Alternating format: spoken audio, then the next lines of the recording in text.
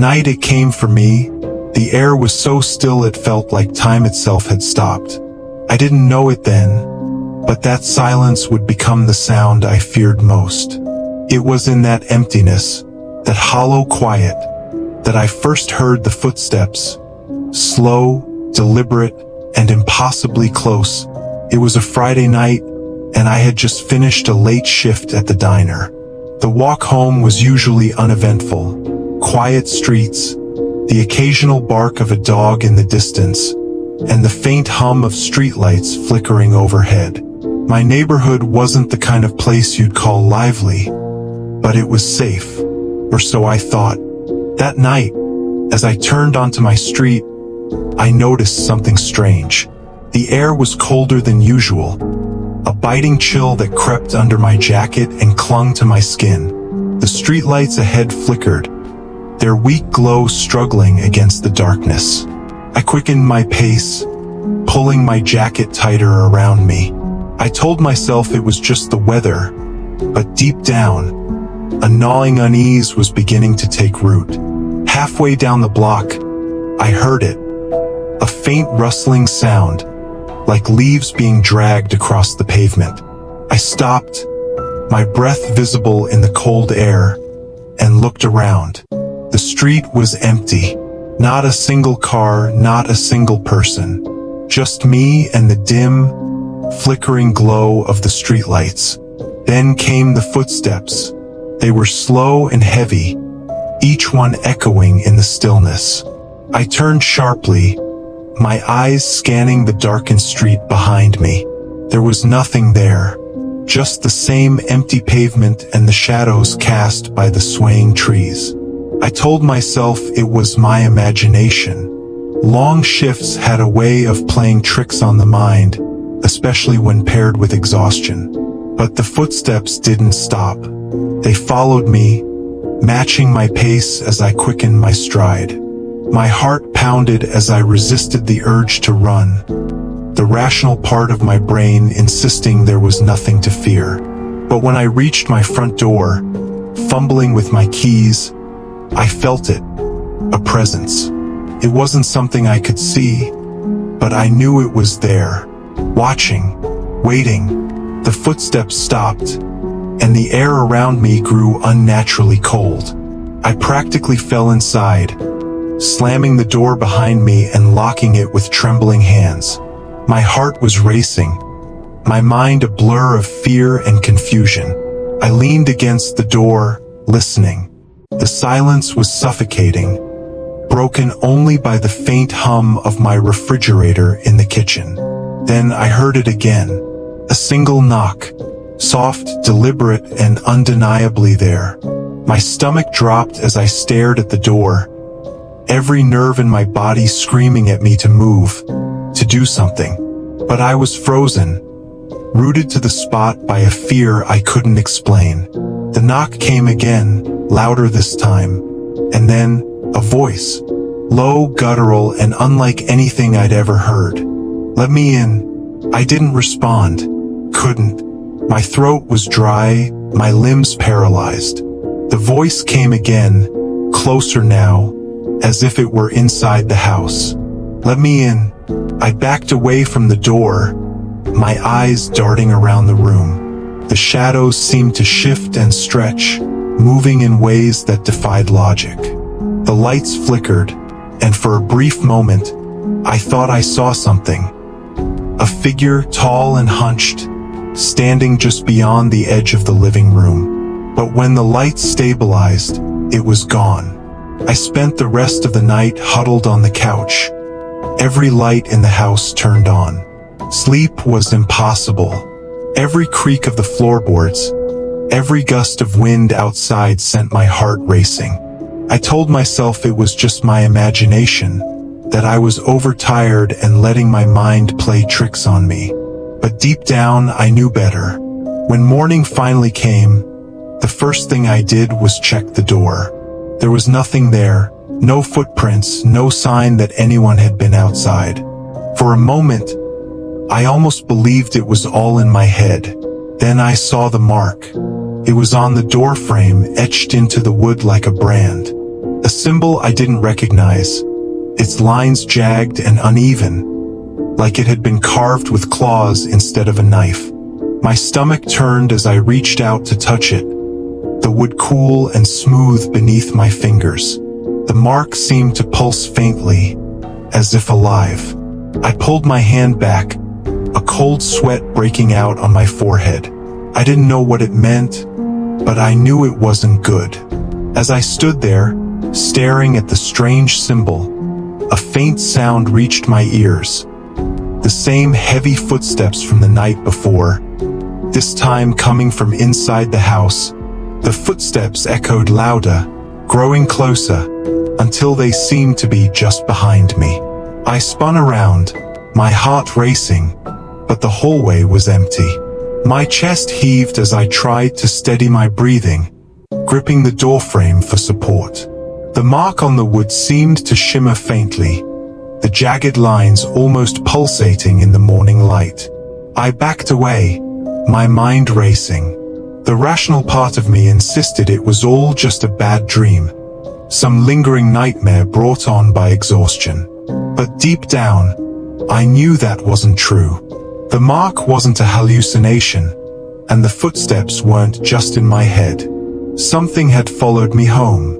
I spent the day trying to shake the unease that clung to me like a second skin. Every sound in the house felt amplified. The creak of the floorboards, the hum of the refrigerator, even the faint rustle of the wind outside. The sense of being watched never left, an invisible weight pressing down on my shoulders. By the time the sun began to set, my nerves were raw. I told myself I was being paranoid, but I couldn't stop myself from checking every lock, every window, making sure the house was secure. I even draped a blanket over the mirror in the hallway, the memory of that shifting shadow too fresh to ignore. As night fell, the air inside the house grew colder.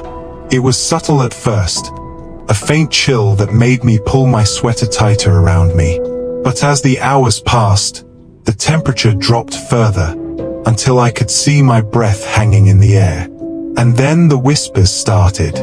They were faint at first, like the distant murmur of voices just out of earshot.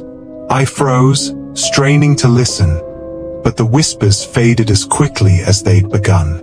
I shook my head, trying to convince myself it was nothing. But deep down, I knew better. I retreated to the living room, turning on every light I could find. The television played softly in the background, its familiar noise a small comfort against the oppressive silence. I curled up on the couch, clutching a mug of tea that had long since gone cold. For a while, nothing happened. The house was still, the only sound the faint hum of the television. I began to relax, the tension in my shoulders easing just enough for me to breathe normally again. And then the lights flickered. The television cut to static, its harsh, crackling noise filling the room. I sat up straight, my pulse quickening. The lights flickered again, then went out entirely, plunging the house into darkness. The whispers returned, louder this time, their words indistinct but filled with a malice that made my skin crawl.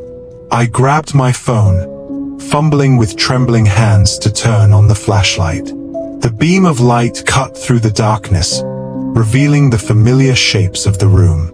But something was wrong. The shadows in the corners of the room seemed deeper, darker than they should have been. They twisted and writhed, shifting unnaturally as if alive. The whispers grew louder, the voices overlapping until they became a deafening cacophony. And then I saw it. A figure stood in the doorway, tall and hunched, its form shrouded in darkness. Its glowing red eyes locked onto mine, and a low, guttural growl filled the air. I couldn't move. I couldn't breathe. The figure stepped closer, its movements slow and deliberate, the ground beneath it creaking with every step. The whispers grew impossibly loud, the voices merging into a single, distorted command. "Let me in. I stumbled backward, tripping over the coffee table and falling to the floor. My phone slipped from my grasp, its light spinning wildly across the room. The figure loomed over me, its glowing eyes narrowing as it reached out a shadowy hand. Just as its fingers brushed against my arm, the lights flickered back on. The figure vanished, the room returning to its familiar, empty stillness. But the air remained cold, the whispers lingering faintly at the edges of my mind. I scrambled to my feet, my chest heaving as I grabbed my phone. The mark on the doorframe flashed in my mind, its jagged lines burned into my memory. Whatever had followed me home wasn't just haunting me, it was claiming me. The rest of the night passed in a haze of fear and exhaustion. Every creak of the floorboards, every flicker of the lights sent my heart racing. I didn't sleep. I couldn't. The whispers returned sporadically, each time growing louder and more insistent. By morning, I was a wreck. My hands trembled as I poured myself a cup of coffee, my mind replaying the events of the night over and over again. The figure, the whispers, the mark, they were all connected, pieces of a puzzle I didn't want to solve. I decided to take a closer look at the mark, hoping for some kind of explanation. But when I reached the doorframe, my stomach dropped. The mark had spread. What had been a single jagged symbol was now a network of lines and shapes, branching out like veins across the wood. I stepped back, my chest tightening as a wave of cold washed over me. The whispers returned, faint but distinct, their words sending a chill down my spine. You belong to me. As I stood frozen in the doorway, staring at the spreading mark, the lights in the hallway flickered. And from the darkness behind me came the unmistakable sound of footsteps, slow and deliberate. The footsteps were slow, deliberate, and impossibly heavy, as if each step carried the weight of something inhuman. My breath caught in my throat as I turned toward the sound, my phone's flashlight trembling in my hand. The hallway was empty, but the air was thick with a presence I couldn't see. The whispers began again, louder this time, their overlapping voices indistinct but carrying an undeniable malice. They seemed to come from everywhere and nowhere all at once, pressing in on me like an invisible force. And then I heard it, a low growl, resonating from the darkness at the far end of the hallway. I backed away slowly, my heart pounding as I struggled to keep the flashlight steady. The beam of light darted from wall to wall, illuminating the peeling wallpaper and the shifting shadows. But no matter where I pointed it, I couldn't see the source of the sound. The growl deepened, turning into a distorted voice that made my blood run cold. You cannot escape. I stumbled back into the living room, slamming the door shut behind me. My hands shook as I locked it, the faint sound of my own panicked breathing the only thing I could hear. For a moment, the house was silent again, the whispers fading into nothingness. But I knew it wasn't over. I spent the rest of the morning in a daze, the events of the night playing over and over in my mind. The figure, the footsteps, the voice, they weren't hallucinations. They were real, and they were getting closer.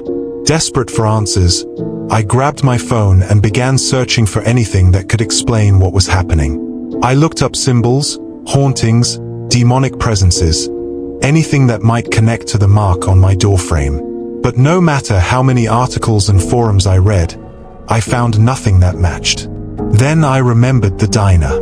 One of the regulars at the diner, an older man named Harold, was known for his eccentric stories and obscure knowledge. Most people dismissed him as a harmless old man with too much time on his hands, but I'd always found his stories strangely compelling. Harold had once mentioned something about local legends, whispers of entities that roamed the outskirts of town, preying on those who strayed too close to their domain. At the time, I dismissed it as just another one of his tall tales. But now, it seemed like my only lead. I headed to the diner that afternoon, my nerves raw and my mind racing. The The familiar buzz of conversation and clinking dishes should have been comforting, but instead, it felt alien. The fluorescent lights were too bright, the smells of coffee and fried food too strong. Harold was sitting in his usual spot near the window, a cup of black coffee in front of him. His lined face lit up when he saw me, his eyes twinkling with curiosity. "Well, if it isn't the night owl," he said with a chuckle. "What brings you out in the daylight?" I hesitated, unsure how to explain what I'd experienced. Finally, I sat down across from him and lowered my voice. "Harold, I need your help. I think something's following me." His expression shifted, the humor fading from his eyes. "Following you?" he repeated, his voice low. "What kind of something?" I glanced around, making sure no one was listening, and then told him everything. The footsteps, the whispers, the figure in the doorway, and the mark on my doorframe. As I spoke, Harold's face grew more serious, his brow furrowing with concern. When I finished, he leaned back in his chair, his fingers drumming against the table. "You said there was a mark on your doorframe," he said finally. "Describe it." I did my best to explain the jagged lines and branching shapes, the way it seemed to pulse and spread like a living thing. Harold nodded slowly, his expression grim. "That's no ordinary haunting," he said. "What you've got is something much worse. Something ancient." My stomach dropped. "What do you mean?" Harold leaned forward, lowering his voice even further. "There's an old story in this town," he said, "about a demon, a creature that marks its victims before it claims them. The mark is a sign of possession, a tether that binds the demon to its prey. And once it's got you, there's no getting rid of it." The words hit me like a punch to the gut. "How do I stop it?" I asked, my voice trembling. "There has to be a way." Harold hesitated, his gaze drifting to the window. "There's a ritual," he said, "but it's dangerous. And even if you succeed, the demon won't give up easily. It'll fight you every step of the way." The weight of his words settled over me like a shroud. A ritual. It sounded like something out of a movie, but at this point, I didn't have a choice. If there was even a chance of escaping this nightmare, I had to try. "What do I need to do?" I asked, my voice steadier than I felt. Harold gave me a long, searching look before reaching into his coat pocket and pulling out a small, worn notebook. He flipped through the pages, stopping at a section filled with symbols and instructions written in neat, cramped handwriting. "This is what you'll need," he said, sliding the notebook across the table. "But be warned, if you fail, the demon will take more than just your life." As I left the diner, clutching the notebook tightly, the weight of what lay ahead began to sink in. The whispers returned faintly, brushing against the edges of my mind like a warning. The demon wasn't going to let me go without a fight. That night, as I prepared to gather the materials for the ritual, the lights in my house flickered again. The whispers grew louder, and from the corner of the room, I heard the voice once more. "You cannot stop me." The notebook Harold had given me was heavier than it looked, its pages filled with symbols, incantations, and diagrams that seemed to pulse with a faint, eerie energy. I sat at my kitchen table, the only light coming from the flickering bulb overhead, and flipped through the pages, trying to make sense of what lay ahead. The instructions for the ritual were meticulous, almost obsessive in their detail. It required specific items, an old iron key, a shard of obsidian, salt gathered from a natural source, and a flame that had never been extinguished. But the final component made my stomach churn, a drop of my own blood. The pages warned of the demon's retaliation during the ritual. It wouldn't sit idly by while I tried to sever its connection. The text described manifestations, visions, sounds, and physical attacks meant to break my concentration and force me to abandon the ritual. If I faltered, even for a moment, the demon would claim me completely. The air in the room grew colder as I read, the faint whispers returning like a distant echo. My hands trembled as I turned the page, but I forced myself to keep going. I didn't have a choice. If I wanted to survive, I had to go through with it. The first step was preparation. I needed to gather the materials and create a protective circle strong enough to contain the demon's influence. Harold's note stressed the importance of precision. One misstep, and the ritual would fail. I scribbled a list of the items I needed and headed out, the weight of the notebook pressing against my chest like a stone. The sun was setting as I left the house, the shadows stretching long and jagged across the pavement. The whispers followed me, faint but persistent, like an unwelcome companion. Finding the items was harder than I expected. The iron key was the easiest. A trip to a local antique store yielded a rusted, ornate key that felt heavy in my hand. The obsidian was trickier. After hours of searching, I found a small piece in a dusty crystal shop, its surface smooth and cold. The salt came last. Harold's notes were specific. It had to be natural, untouched by industrial processing. I drove to the outskirts of town, to a small creek that trickled through the woods. The whispers grew louder as I gathered the salt, the air around me thick with an unnatural chill. By the time I returned home, it was well past midnight. The house was dark, the windows reflecting only the faint glow of the streetlights outside. I hesitated on the doorstep, clutching the notebook tightly. The air felt heavier than before, the oppressive silence broken only by the faint rustle of leaves in the wind. As I stepped inside, the door slammed shut behind me, the sound echoing through the empty house. The whispers surged, louder now, overlapping and chaotic. I took a deep breath and set the items on the table, forcing myself to focus. The ritual was about to begin. The protective circle was the first step. Harold's notes instructed me to use the salt to create an unbroken ring, its lines precise and symmetrical. I worked slowly, carefully, the whispers growing louder with every movement.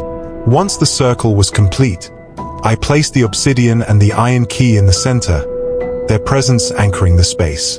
The flame came next, a single candle, its wick untouched by any extinguishing breath. I lit it with shaking hands, the flickering light casting jagged shadows across the room. Finally, I pricked my finger with a needle, letting a single drop of blood fall onto the obsidian. The moment it touched the surface, the room shifted. The air grew colder, the shadows deeper. The whispers turned into a deafening roar, the voices merging into a single, distorted scream. The candlelight flickered violently, and the walls of the house seemed to bend and stretch, as if the space itself was rebelling against the ritual. And then I saw it. The demon. It stood just beyond the edge of the circle, its form shrouded in darkness. Its glowing red eyes burned into mine, and its presence filled the room with an unbearable weight. The shadows twisted and writhed around it, a living extension of its malice. "You dare defy me," it said, its voice low and guttural, shaking the very air. "You belong to me." I clenched my fists, forcing myself to stand my ground. "I'm not afraid of you," I said, though my voice wavered. The demon tilted its head, a grotesque smile spreading across its indistinct face. "We'll see," it said. The room erupted into chaos. The walls bled a thick, black ichor that dripped onto the floor, sizzling as it hit the edges of the salt circle. The shadows surged forward, slamming against the invisible barrier like waves against a cliff. The demon's laughter echoed through the room, loud and distorted. "You cannot escape," it said. "You cannot win." I began the incantation, my voice shaking but steady. The words felt foreign on my tongue, their syllables sharp and angular. The demon howled, its form writhing as the protective circle flared with light. The ground beneath me shook, and the candlelight grew brighter, pushing back the shadows. The demon roared, its glowing eyes narrowing as it lunged at the barrier. The air crackled with energy, the room vibrating with an intensity that made my head spin. But I kept going, repeating the incantation with every ounce of strength I had. The demon's form began to waver, its edges blurring as the circle's power took hold. Just as I reached the final words of the incantation, the demon let out a deafening scream. The candlelight flared, blinding and all-consuming, and the room fell into silence. And then, from the darkness, came a voice. "It's not over." The silence after the demon's scream was deafening, a suffocating absence of sound that pressed against my ears. I collapsed to my knees inside the circle, my chest heaving as I struggled to catch my breath. The air was thick with the scent of burning wax and something metallic, sharp, and bitter, blood, though I couldn't tell if it was mine or something else. The glow of the salt circle began to fade, its energy spent. The shadows that had lashed against the barrier retreated, slithering into the corners of the room like smoke. For a brief moment, I thought I'd done it. I thought the demon was gone. And then the whispers returned. They were softer this time, almost like a lullaby, but they carried a weight that made my stomach churn. The candle flickered, its flame unnaturally still despite the whispers swirling around me. My hands trembled as I reached for the notebook, desperate to confirm the ritual's success. But the pages were blank. Every single word, every diagram, every symbol Harold had painstakingly written was gone, replaced by empty, yellowed paper. I flipped through the pages frantically, my mind racing. The ritual had to have worked, didn't it? The demon had screamed, the circle had flared with light. That had to mean something. A cold wind swept through the room, extinguishing the candle and plunging me into darkness. The whispers grew louder, their overlapping voices forming fragmented words I couldn't understand. The temperature dropped sharply, the chill biting into my skin. I scrambled to relight the candle, my hands shaking so badly I could barely hold the match. When the flame finally flickered to life, it illuminated something that made my blood run cold. The mark. It had spread. The jagged lines and branching veins that had been confined to my doorframe were now etched into the walls, the floor, even the ceiling. They pulsed faintly in the candlelight, alive and menacing. I backed away, my chest tightening as the whispers turned into laughter. Low, guttural, and impossibly close. "You think you've won." The demon's voice was a growl, vibrating through the walls and floor. "You've only made it stronger." The room began to shake, the symbols on the walls glowing brighter with each passing second. The air was thick and heavy, pressing against me like an invisible force. The candle's flame flickered violently, its light barely holding back the encroaching darkness. And then the shadows returned.